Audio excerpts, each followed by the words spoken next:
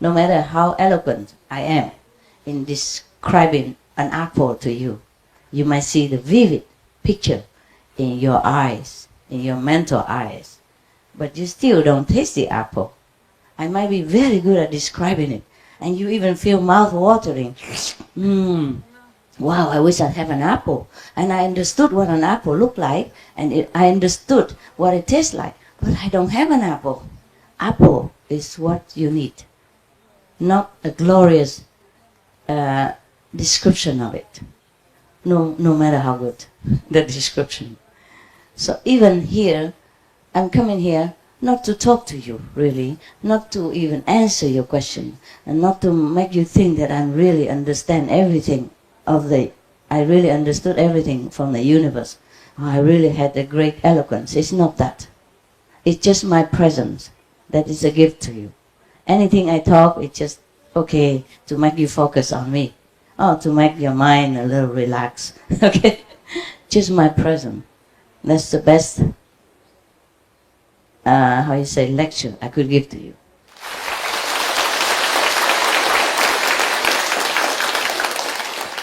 Of course, I'm here. You like me to talk.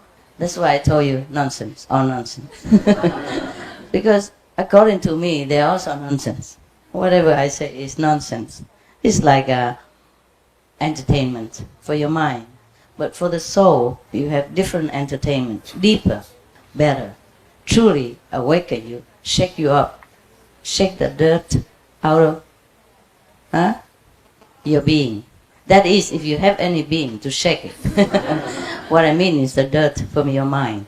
So that he can let your soul free. Because the mind, is the concept of the mind, is the trouble of the mind that keep the soul bound.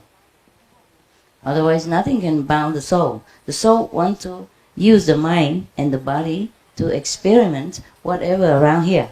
But if the mind and the body is not on a very cooperative mood or not on a very high level, the soul just keep relying on those information and binding together. And that's how you're not liberated.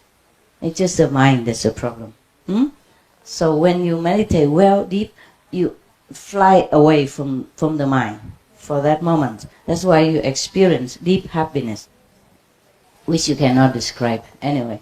The moment that you suddenly lift up in samadhi, that is just something extraordinary.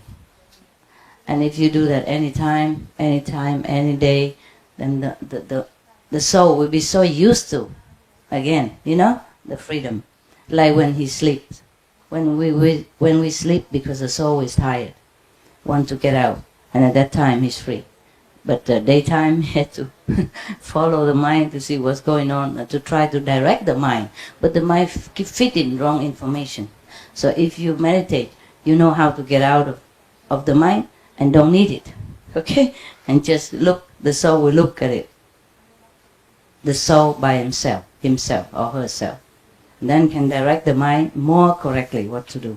Instead of relying on the wrong information or even right information, fitting by the mind. Yeah? The soul is very gentle. Very beautiful. The soul doesn't understand the complication, the filthiness of the world. But that's why the mind is good. The mind keeps feeding information, the soul believes it. So it's better the soul get out of the mind and direct instead of following the mind. Because if follow the mind, also cannot direct well. Okay, so the soul has to be out.